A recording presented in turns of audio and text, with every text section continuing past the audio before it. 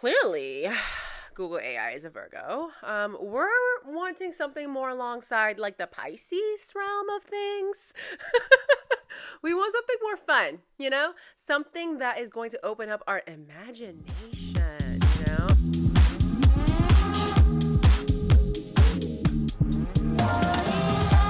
Hello, guys. Welcome back to Yap Therapy. Thank you for joining me on this fine Thursday. And boy, have things changed for me since the last time you saw me, which is about a week ago or a couple of days ago if you watched the video I posted on Tuesday. But since then, since last week, since the last podcast, I am now a mother. If you're thinking, how did you hide this pregnancy? Well, I didn't, because I now have a kitten. Yes, a straight up kitten, a 10-week-old kitten. I wasn't planning on getting a pet. I wasn't planning on doing anything like that. Speaking of this freaking cat, of this kitten that I'm absolutely obsessed with, I literally just had to hop off and hide the wires of all my like podcasting camera light equipment, because obviously cats and dogs are like obsessed, obviously puppies and kittens even more, with anything they can chew on, and he is just obsessed with all the wires that are here. And I thought I did a good job of like hiding it, and somehow he like weaseled his way through, so I had to stop and like hide it better, because he is just a little menace. But I'm obsessed with him and I love him so much. His name is Mango. That's my baby's name. But yeah, like I said, I was not planning on getting a pet. It was in my mind that I wanted a cat at some point. Like I actually kind of manifested it, I guess, but I wasn't being too serious about it. If you're on TikTok, you've heard of the cat distribution system and how, you know, basically when a cat or a kitty is meant to find you, they're going to find you. Like there's a way in the world where the cat distribution system just finds you. So I was talking to my boyfriend and his brother one day, and I was like, I'm just waiting for the cat distribution system to find me. And we were all just laughing. Lo and behold, last Friday or Thursday, I think, my boyfriend told me that his mom told him that her coworkers have a litter of kittens and if I wanted one. And I was like, oh my God. And he actually led it with, the text said, there is a litter of kitties and there's 2 of them left. They were born October 28, little Scorpio babies. That's literally what my boyfriend texted me. And I was like, okay, you got me there. Like, you got me there. What did you think was going to happen? You were going to tell me that these kitties were born a couple of days after me during Scorpio season, and I was going to say no? Like, this just seemed like divine intervention, and I fear my man knew exactly what he needed to say to secure himself a kitty, to be a proud father of a kitty. So yeah, from there it was just a done deal, really. Well, I was like going back and forth a little bit, but I was like, I'm just gonna at least see the kitty, because I am a little allergic to cats, but I had cats before and I just took allergy medicine, so like it is what it is. And I've been wanting a pet, you know, and I love how independent cats are. I'm a dog and cat person. I don't discriminate here, but cats are definitely more independent.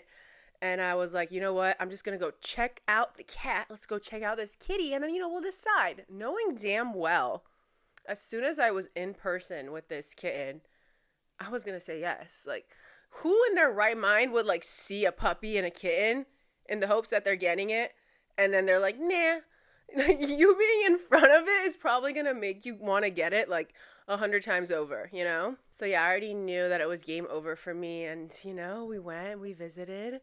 He was a little menace from the start, but that's what kittens are like, so nothing new there. He gave me a love bite, actually, the first time we met. Such a little Scorpio. You know what I mean? Comes on strong. A little violent, you know? Got a little violence in them. I get it. If anyone gets it, it's me.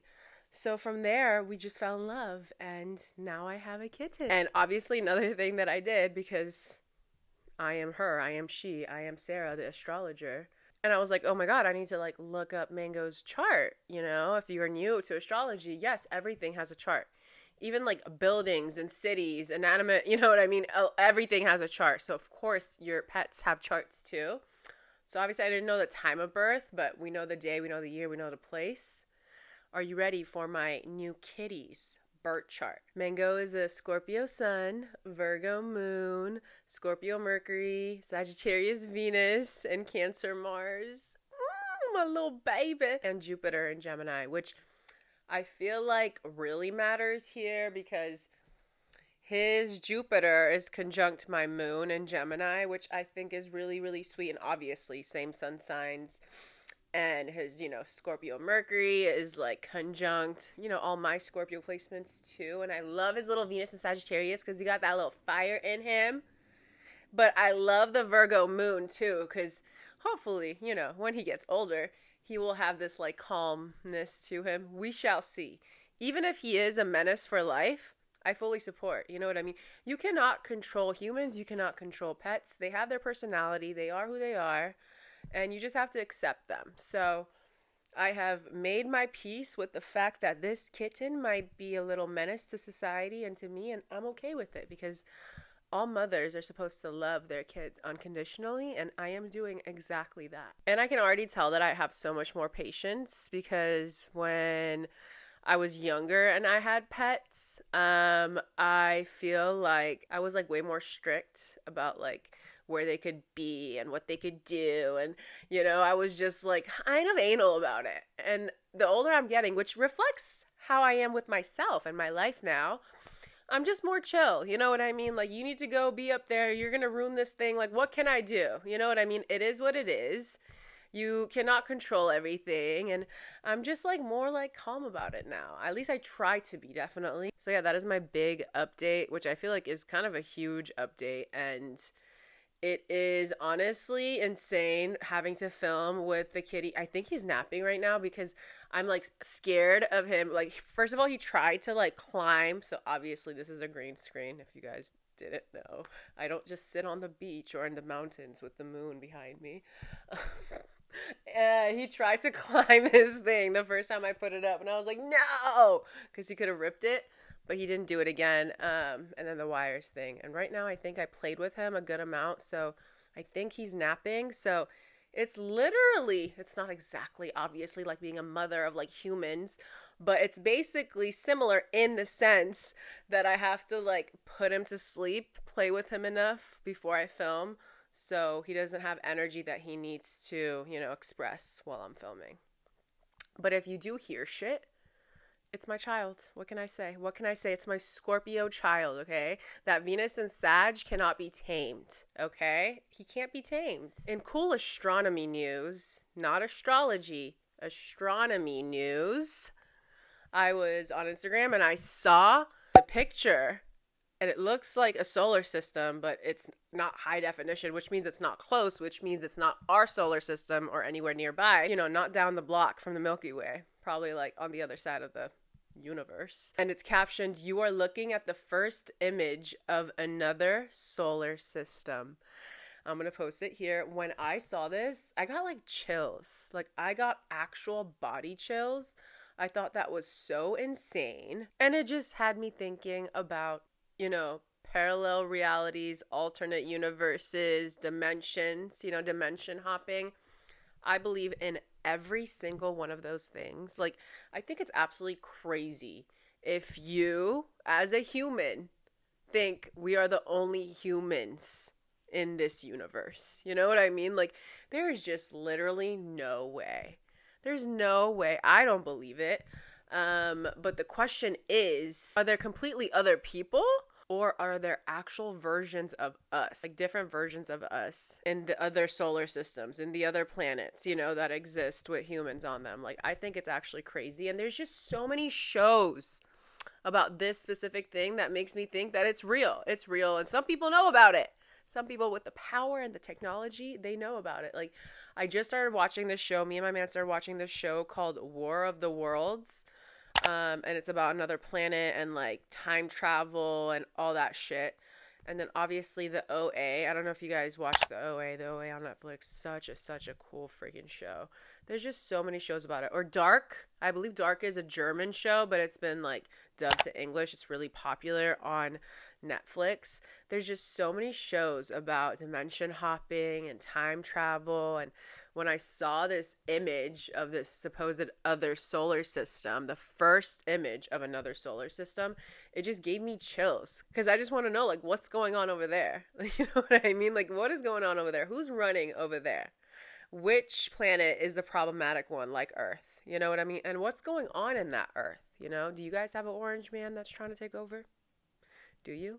Do you? I need to know. We need to know these things. And I was talking to someone about, I forgot who, about this conspiracy theory of how, like, every time you make a decision, there is the version of you that, let's say, for example, chose option A. But in another reality, that version of you chose option B, you know, or there's an option C, another version of you. And these are all the different dimensions, you know, all the different variations of us living in those different dimensions, making different choices. So, like, every single time you make a choice, there is a new version of you that is embarking on this journey of your life right now, you know. But the other Sarah made another decision, and she's in another universe living life based on that decision that she made. So every single decision is, you know, basically determining where you are going and what reality you're living in, which is not a hot take, I don't think, obviously, but thinking about it in the sense that there's multiple versions of us, you know, following through with all the different options. Like, that's a mind fuck. Like, to me, that's a mind fuck, but I believe it to be true. I know that some people say when you actually have deja vu, you may be experiencing the reality of some other version of you. You know what I mean? Like, it feels familiar, but you don't know when. Like, you didn't live it twice, but it feels so familiar, as if this exact thing has happened. And what if it has? Just to another version of you. I know there's so many different explanations that people have for deja vu. There's just so many different ones. And I'd be interested to know what you guys think. What do you guys think deja vu means? Like, I think every single person, every single culture, maybe, everyone's different. Comment it below. If you're listening, go to the YouTube and comment. What do you think deja vu means? And honestly, you know what we can do? We can just go online. Let's see what people are saying. Let's see what the people are saying about deja vu. What causes deja vu? That is what I typed. Okay. So you know how they have the AI answers on Google? Of course, all of the AI answers are like logical answers. None of it is like, it's a different reality. It's a different version of you. They're not giving us the fun stuff, okay? Possible causes: miscommunication between brain parts, delayed information processing, memory issues, temporal lobe issues. Wow. So basically they're saying your brain's broken. You know what I mean? There's nothing special happening here. You're broken. Your brain's broken. You should make an appointment with the doctor to check on that immediately. That is what Google AI is telling me. Clearly, Google AI is a Virgo. We're wanting something more alongside like the Pisces realm of things. We want something more fun, you know? Something that is going to open up our imagination, you know? Okay, let's do that. Stop. I like the top fucking websites being Healthline and WebMD. I'm sorry. WebMD is going to tell me what deja vu is? Please. Soon they're going to have some sort of freaking pharmaceutical pill for deja vu, and there's going to be a random woman running on the beach while they tell you all the different things it does to you. That includes killing you. Okay, I needed to change the Google search. So I searched, what causes deja vu? Spirituality. You know, sometimes you just need a keyword in there. In spirituality, deja vu is often interpreted as a sign of connection to a higher consciousness, past lives, or a glimpse into the future, suggesting that the feeling of familiarity comes from a deeper level of awareness beyond the conscious mind, potentially indicating a memory from a past life or a premonition of an upcoming event. However, scientifically, blah, blah, blah, blah, blah, blah, blah, blah, blah, we don't give a fuck, honestly. We don't. We want something more fun. It's saying it's a brain glitch.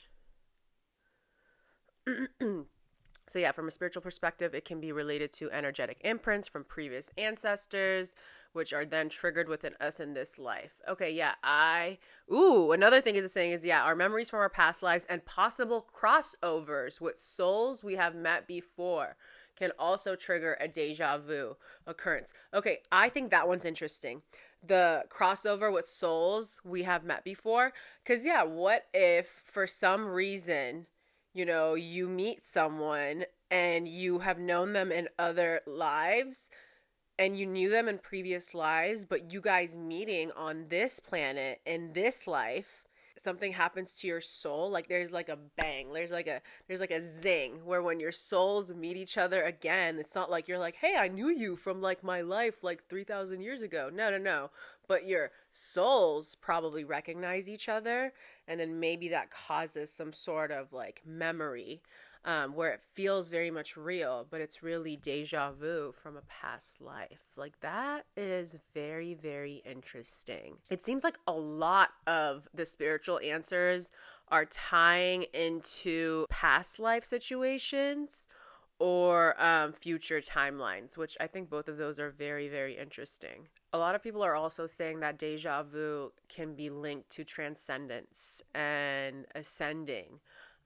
spiritually, which I think that one's interesting too, because, you know, our souls are much older than we are, than our bodies are on this planet, unless this is your first lifetime, which is fine.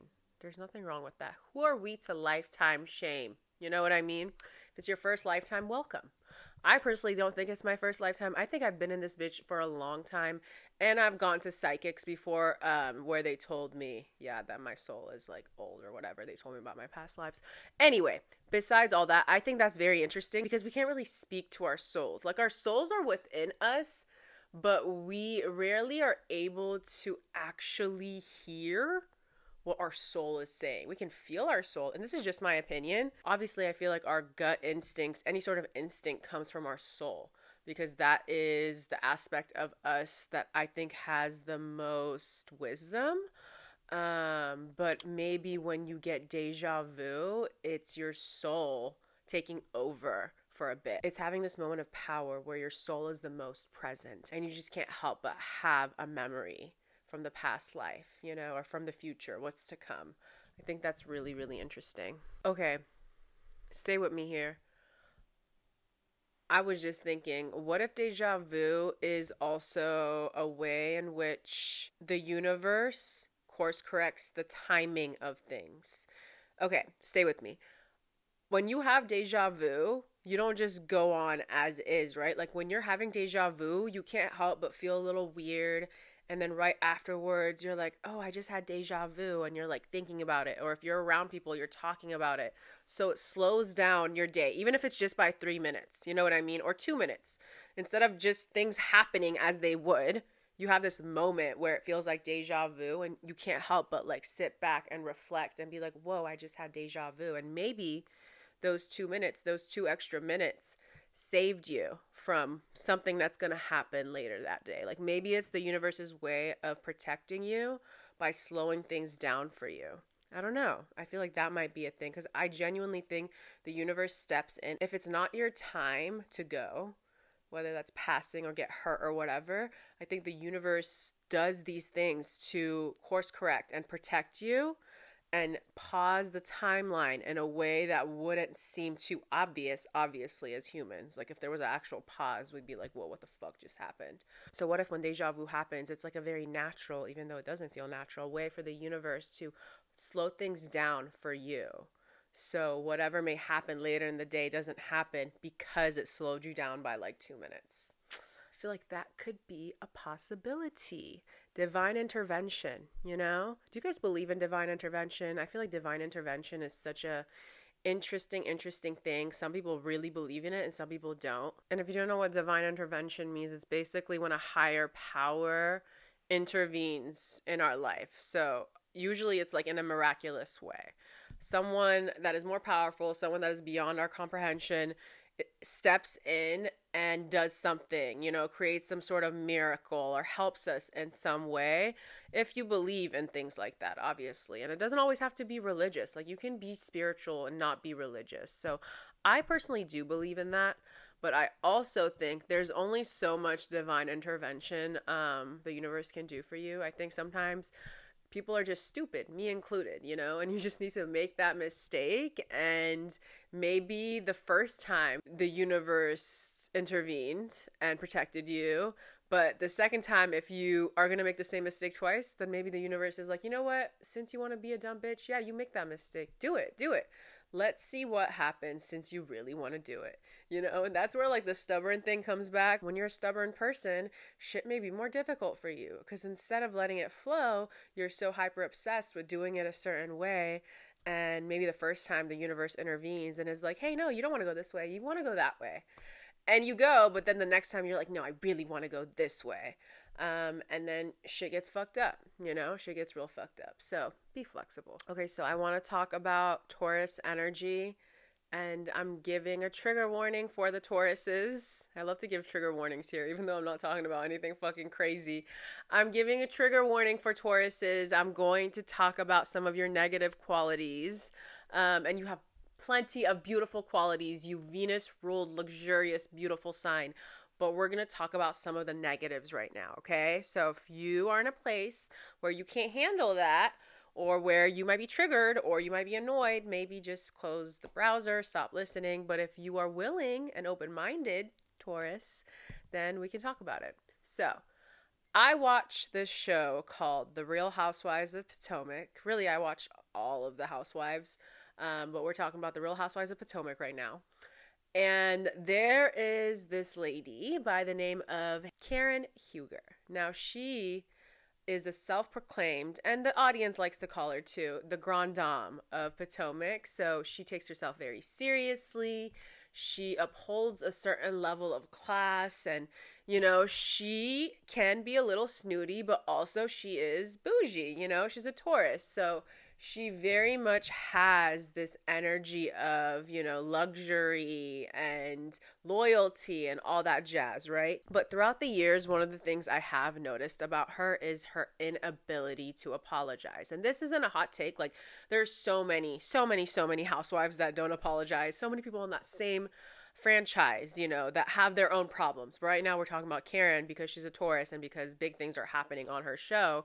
She actually recently got a DUI, right? So she got a DUI and she decided to go to court and plead not guilty. But then when her court date came, I don't even know how this happened, but they released the footage from the cops, right? So we were able to see her state of mind when she was pulled over, and it was a mess. All I will say is, if I was her and I knew how drunk I was and how I was acting, or even if I saw a video, I would not take it to court because, like, the evidence is there and it's just not looking good. And it's crazy because on The Housewives, if you're an avid watcher, you know, there's the season and then there's the reunion, right? So the reunion is when the ladies, the group of friends gets together and they discuss what happened on the show, on this most previous season, the fights, the makeups, you know, things that are happening in their lives, the big things that are happening. It's just a place where everyone is held accountable, everyone works through things. And we were all so looking forward to this reunion, right? And when this came out about Karen, the Taurus, everyone was obviously looking forward to seeing her at the reunion because we were hoping that she would finally take some accountability, because she, I feel like, lives in La La Land a little bit when it comes to her mistakes. Again, not the only housewife that does that, but it just reminded me of her Taurus energy when I realized how uncomfortable she is, or just her inability to own up to her mistakes. Because if there's video evidence of you acting kind of crazy, you would think you would be like, you know what? Yes, that is my behavior and that is not okay, and I'm going to own up to it and apologize. And that is just not what's happening. So a lot of the audience, obviously me included, is really saddened by the fact that she is unable to own up to her mistakes. And it just reminded me of Taurus energy, because to me, low vibrational Taurus takes zero accountability. Zero accountability. And it's because of their stubborn nature. And to take it a step further, because the stubborn thing is, like, you know, overdue with Taurus, their unwillingness to see the ugly in themselves. And this comes back to Venus. Libra and Taurus are both the Venus ruled signs, and they both struggle with this in different ways. Like, we all have ugly. We all have darker sides to ourselves. We all mess up. I talked about it in the last podcast. We've all fucked up. We're gonna fuck up no matter how healed you are, no matter how great you are, you're gonna fuck up. You still have those darker sides of you, and this world may pull it out of you. That's just what it is.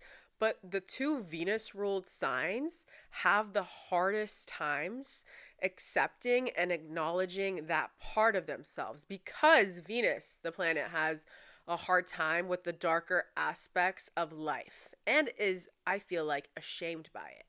And it's just crazy because we wouldn't exist without the dark. We wouldn't exist without our bad experiences. Your bad experiences give you character, right? Because they're there to make you learn about yourself, how you show up and how you handle hard situations, conflict, whatever. But I've noticed with Taurus, and yeah, sorry, Libra, you're catching a stray here too.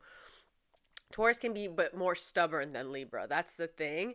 And with Taurus, because they're an earth sign and they're fixed, it's really, really hard for them, I feel like, to acknowledge when they're wrong or when they mess up, because to them, they don't even see their fuck ups as fuck ups. You know what I mean? I feel like they're blinded by the darker aspects of themselves because they refuse to see those darker aspects of themselves. I think shame is a big part of it, for anyone that has a hard time seeing the ugly truth about themselves, seeing when they fucked up. And I think Taurus has a lot of shame when it comes to being wrong, when it comes to messing up. That's why they have such a hard time apologizing. Like, when you are able to see that part of yourself that is not perfect and accept that part of yourself, that's when you can easily own up to your mistakes and apologize. But if you don't see that part of yourself, and if you are just ignoring every bad part of yourself, you have a harder time apologizing, because you're ashamed by that part of you.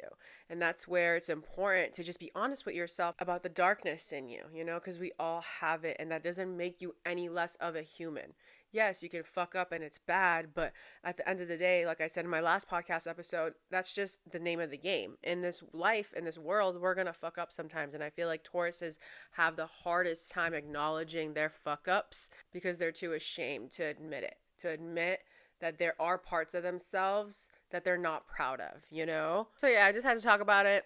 As an avid Real Housewives watcher, I am very disappointed. I was really looking forward to seeing her at this reunion because I was honestly just really looking forward to her acknowledging that she was wrong, It's not a beat you down type of thing, like just you seeing the mistakes you've made and telling the people that you acknowledge that and that you're not proud of that. You know what I mean? Because throughout the season, she was just saying, just wait till we go to court. It's all going to be in the hands of, the judge, the law, the legal system. But then when the videos came out, it's like, what do you mean? Like, this is dangerous. You were putting yourself at danger and anyone who was driving that night in danger. Like, DUIs are a serious, serious thing. You know what I mean? You're putting people's lives at risk that did not ask for it. It's one thing to be putting your own life at risk, but to put other people's lives at risk, it's just sad and it's irresponsible. You know what I mean? It's very, very irresponsible. And yeah. So I don't know if you guys know about the show Traitors. It's such a good show. It's on Peacock. They bring a bunch of celebs, and essentially they're all in this one house. There's 3 traitors usually, and everyone else is a faithful. And it's basically a game where, every episode someone gets sent home based on who everyone thinks is a traitor. But no one really knows who the traitors are. So the traitors have to be acting. They have to be pretending that they're faithfuls. And it's really, really fun. It has 3 seasons. Season 3 just dropped. So check it out if you're into that type of shit. I love watching it. Me and my man love watching it. Maya watches it too. All my friends watch it.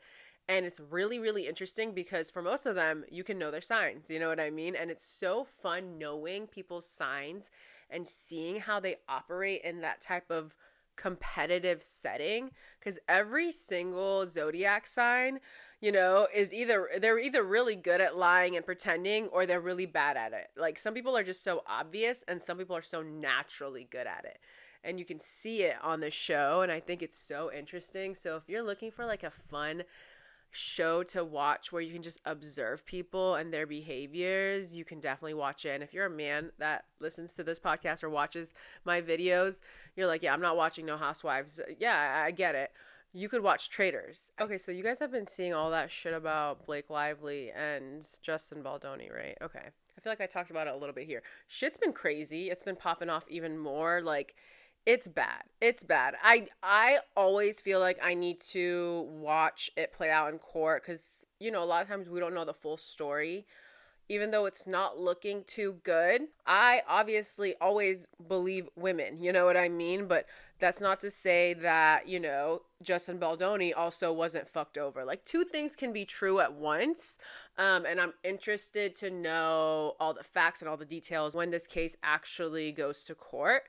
But I have been enjoying seeing it play out on social media, like with the lawyers and, you know, the suing and the articles. And listen, Justin Baldoni's lawyer, he's a shark.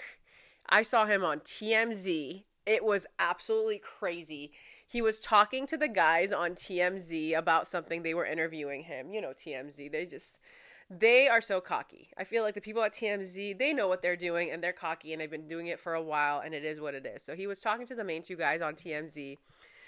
And unknowingly, I think, the dudes at TMZ said something like, oh, well, like, basically we have information coming to us from both of them, from both of their camps, blah, blah, blah, blah, blah. You know, being cocky about it a little bit. And Justin Baldoni's lawyer basically replied to them, was like, well, it seems like, you know, you have evidence. Well, I would love to have you as a witness, actually. Thank you for admitting that you have evidence. It was bonkers. And you could just tell the dude tried to play off good. He tried to play it off, but you could tell it threw him the fuck off because he kind of told on himself. And Justin Baldoni's lawyer caught it so quick. And he was like, well, you just admitted that, you know, you can be a witness. So thank you.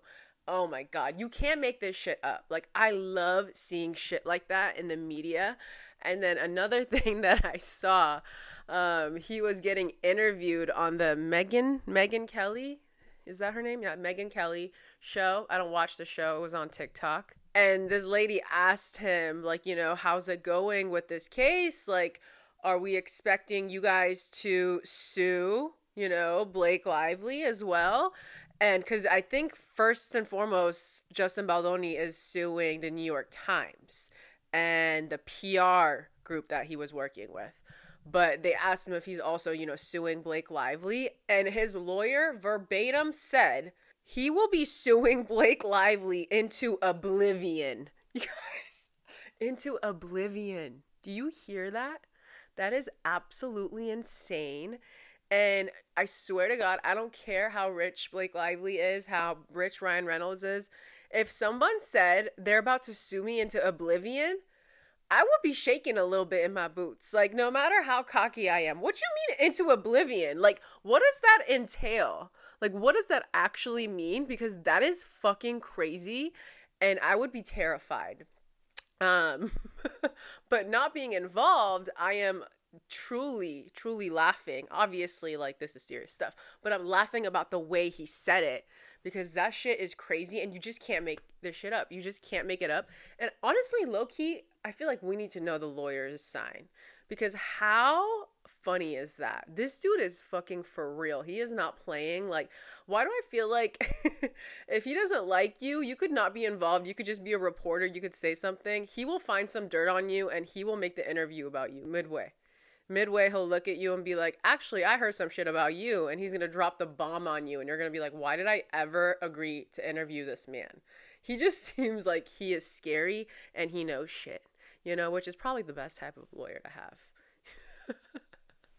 All right, let's look up his sign. Okay, Justin Baldoni. Lawyer. Okay, Brian Friedman. American lawyer. Yes, that's what I'm looking for. Honestly, he has the face of a fucking lawyer. I'm gonna post it here. That is like, is he not the main guy from Law and Order? This looks like him. Okay, but it's not him. It's probably not him. It's not him for sure. Okay, Brian Friedman is an American entertainment lawyer and litigator. He is the co-founder of the Los Angeles-based law firm Leonard Friedman, whatever, blah, blah, blah, blah, blah, blah, blah, blah, blah, blah, blah. Perfect. We need to know Brian's birthday. When's your birthday, Brian? See, that is the thing. Womp, womp, womp. We can't find his birthday. It's not there. So sad. I would love to know his birthday. I don't know. I feel like he's like a Virgo or some shit, or like a Capricorn. Like, he is giving diligent. Holy shit, you guys. His fucking client list is crazy. He has Octavia Spencer. He has Michael Jackson, The State, when they filed the lawsuit against HBO. He has represented Gabrielle Union, Julian Hugh, oh my god, Chris Harrison, holy moly, and now Justin Baldoni. Yeah, he has definitely, oh my god, Bethany Frankel, FKA Twigs, Julia Roberts, Kate Beckinsale, Kevin Spacey, Lil Pump, Linkin Park, Mariah Carey. Holy shit, this guy knows the game. He knows the game. So this is going to be a very, very interesting case, and I will be locked in. I will be so locked in. If you would have told me this little book that I read, Colleen Hoover's book, and now that I'm like hella into reading again, like when I think about the books I started with, like Colleen Hoover's books, I'm like, god damn. No offense. Honestly, Verity by Colleen Hoover is probably one of my favorite books, and they're turning that one into a movie. It's like a thriller, so it's really interesting. It's really good. It's kind of spooky, actually. I'm pretty sure Anne Hathaway is going to be in Verity when they turn it into a movie. So that one I like. But some of her other stuff, it's just like a little like, it falls a little flat for me. But it is what it is. And yeah, who would have thought when I read that book like 4 years ago, the movie that was going to be made from it was going to be this huge cultural phenomenon about these two people suing each other into oblivion. Honestly, lawyers are badasses, and I honestly think that there is certain signs that you need to have in your chart to be a great lawyer, and I feel like I've talked about this on this channel before. I think Geminis and Virgos and Capricorns and Libras would make excellent lawyers. I just think they know what to do with the information. They know how to charm the people. They know what they need to say. They know how they should say it. I think Scorpios too, but sometimes I feel like whenever I say Scorpio, I don't want people to think I'm being biased, but you know, I think us Scorpios would be great lawyers too. What do you guys think? I'm actually really interested to know, what zodiac sign would you want your ideal lawyer to be? I feel like that's a great question. Let me know down below. Wait, I'm actually fucking crying. I Googled what zodiac signs are the best lawyers. I just like to sometimes Google shit because yes, I can come up with my list, but I want to see what the people are saying. I'm going to post it here so you don't think I'm making this shit up. Which zodiac sign is best suited to be a lawyer? Scorpio, Virgo, Libra, Capricorn, Gemini. Are those not the 5 I said? I freaking love when that happens. I feel vindicated. Not that anyone out here was like, you're wrong, but it just feels good to feel like you're right. It just feels good to be right. And I think a lot of these signs, are just well suited to be lawyers because of their communication skills and their ability to get information out of people, and they share information very calculatedly. Is that a word, calculatedly? They're very calculated with the way that they share information. Maybe not as much Gemini, but still, Gemini has the twins, right? So depending on what the situation calls for, they'll use either one of their twins. Scorpio, Virgo, Libra, Capricorn, Gemini are really good at seeing the information that they have or knowing what kind of information they need and then acting accordingly to get that information. You know, they're really good at playing that role well. All right, you guys, that is the end of this week's episode. I hope you had a fun time kicking it with me while we chat about a little bit of everything. If you enjoyed this episode, don't forget to leave me a review on Spotify, Apple, wherever you're listening to your podcasts. And if you're watching on YouTube, thank you for kicking it with me in person, because yes, this is in person. Don't forget to like the video, subscribe if you haven't already, and of course, for everyone listening or watching, comment about any of the topics I touched on and how you feel about any of it. I love to hear what you guys have to say. I hope you have a beautiful rest of your week. And honestly, we had a pretty intense Cancer full moon this week, okay? And if you are feeling restless, if you're feeling tired, if you're feeling drained, take all the time you need to be in your little cocoon and hibernate. You know, it's still winter time. Just because it's January doesn't mean you need to be out and about, you know, being on that grind. Like, rest if you need it. You know, it was a huge full moon and it was conjunct Mars and Cancer. So a lot of feelings, a lot of energy that wishes to be released. So take the time you need to relax and take care of yourself always. I'll see you guys next week. Bye, y'all.